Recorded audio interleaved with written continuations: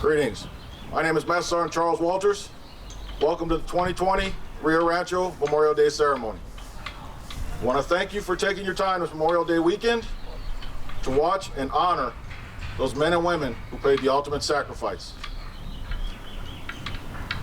Let us take a moment to bow our heads to remember those fallen heroes.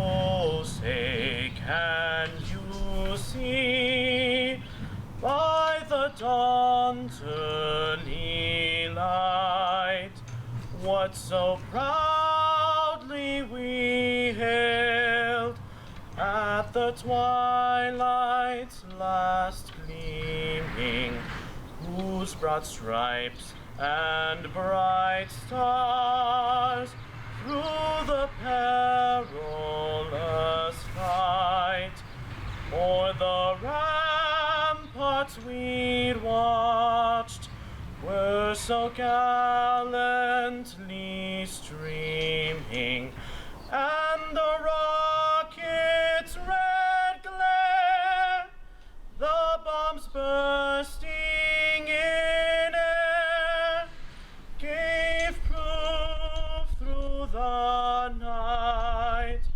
that our flag was still there. Oh, say, does that star-spangled banner yet wave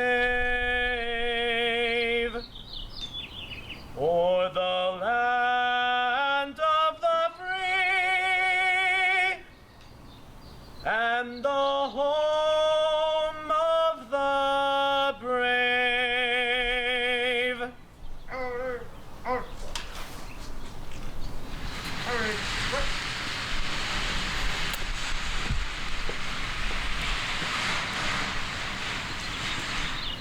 Ladies and gentlemen, at this time, I am proud to introduce the mayor of the city of Rio Rancho, Mayor Greg Hall.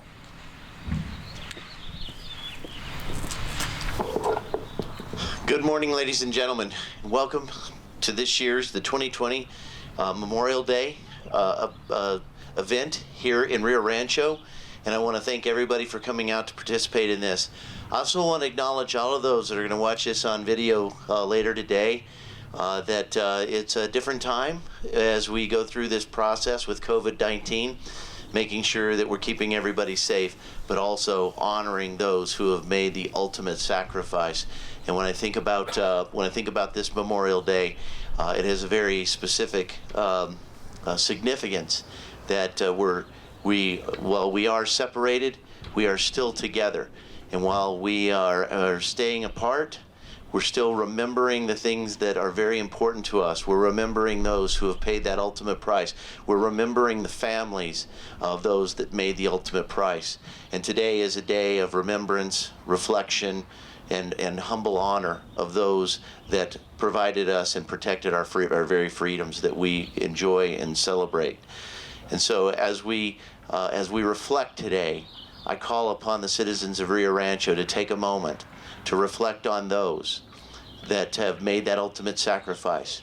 When we think about the names on the walls and on some of these memorial walls here, those individuals that paid that price so that we could have our freedoms. And while we can't gather here today at Memorial Park here in Rio Rancho, we can remember each and every one of these individuals and their families and keep them in our thoughts and prayers. So with that, I will read the proclamation. Memorial Day 2020. Memorial Day was established in 1868 in remembrance of soldiers who died in the Civil War. And whereas, for more than 150 years, our nation has set aside this day to pay homage to American patriots who have fallen in service to our country. And whereas, on Memorial Day, we pause to remember that freedom comes at a great cost, and throughout history, on land, in the air, in the seas and oceans, American military personnel have stood tall to oppose the enemies of freedom, to defend our liberty, and to uphold the promise of our democracy. And whereas, as Rio Ranchoans, we remember both past and present armed forces, personnel, and their families, and honor and respect the ultimate sacrifices that have been made to ensure peace, prosperity, and independence. Now therefore be it resolved that I, Gregory D. Hull, Mayor of the City of Rio Rancho, do hereby recognize May 25th, 2020 as Memorial Day in the City of Rio Rancho, and ask all citizens to join in the observance of this day. Thank you to each and every one of you that have made this day very special.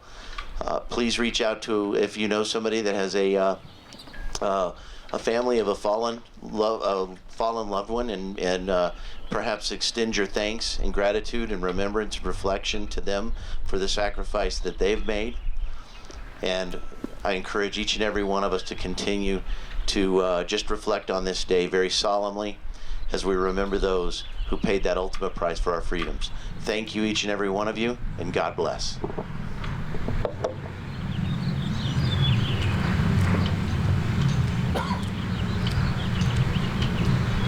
It is now my distinct pleasure to introduce my good friend and combat veteran, Lieutenant Colonel Jay Block. Good morning, and thank you, Master Sergeant Walters. Today, we mark our 19th Memorial Day in a row at war.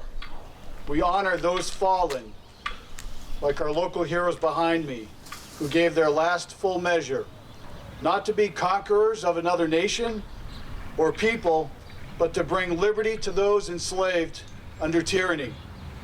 As we honor our fallen, we must not forget we currently have men and women in harm's way on the battlefields in Afghanistan, Iraq, and other AORs, fighting to bring stability and peace to regions that know only injustice and war.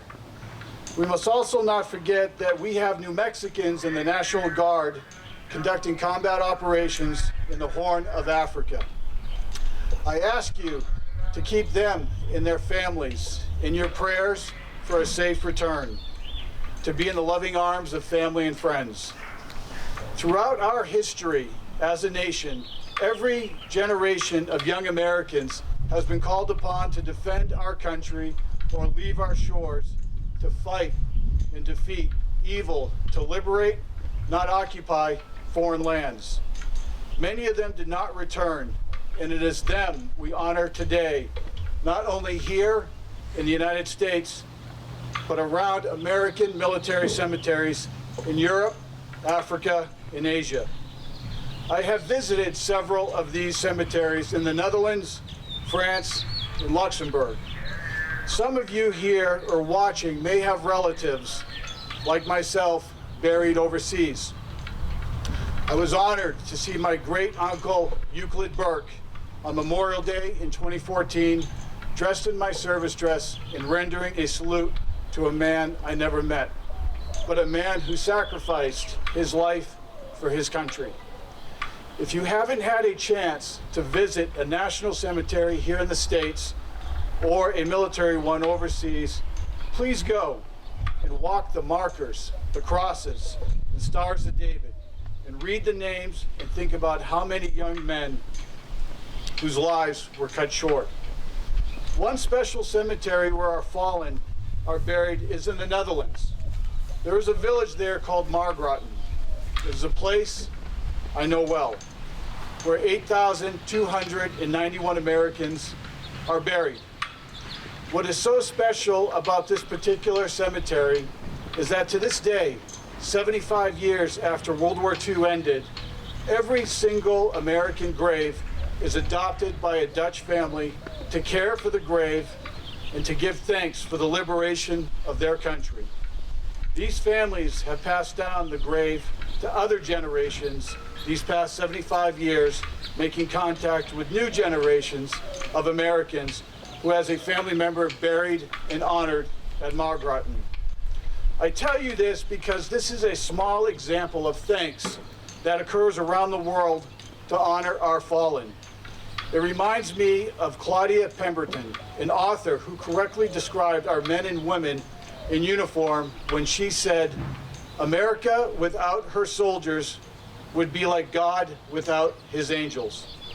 These angels of freedom fought for our independence at Lexington and Concord, kept our flag flying at Fort McHenry, liberated a race during the Civil War, rushed the Spanish at San Juan Hill, fought gallantly at Belleau Wood, laid down their lives across many beaches in the Pacific, died on the beaches at Normandy and over the skies of Europe to defeat Nazism, huddled together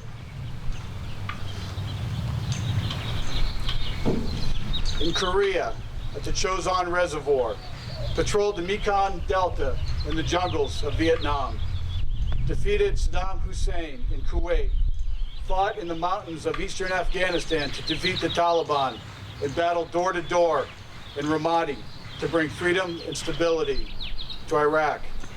Our men and women for well over 2 centuries have laid down their lives on the altar of freedom for countless generations and tens of millions of people around the world to provide liberty, freedom, and hope for a better life. Today we see freedom on the march because, as Thomas Campbell once said, the patriot's blood is the seed of freedom's tree. While I cannot see all my fellow brothers and sisters here today due to the COVID-19, let me say it is our duty to keep those who have fallen alive and tell their stories so they will never be forgotten, and to keep freedom's tree alive and thriving. Today, we see our beautiful flag here above us. It flies because of the sacrifice of our fallen and the sacrifice of you, my fellow veterans, who have protected it, standing watch around the world. I am proud to have served on the battlefield with you, but I hope and pray no other American generation will have to be called upon to fight. Our mission is peace, and while we may never see it, we must always be prepared to defend our country and other freedom-loving people around the world. We must always remember what Ronald Reagan said: freedom is never more than one generation away from extinction. We did not pass it on to our children in the bloodstream. It must be fought for, protected, and handed on for them to do the same. Or one day we will spend our sunset years telling our children and our children's children what it was once like to live in the United States when men were free. I thank you for the honor of speaking here today. Let us go here, never forgetting our heroes, and may God always welcome our fallen into his kingdom. May he always bless our veterans, and may God always bless the United States of America. Thank you.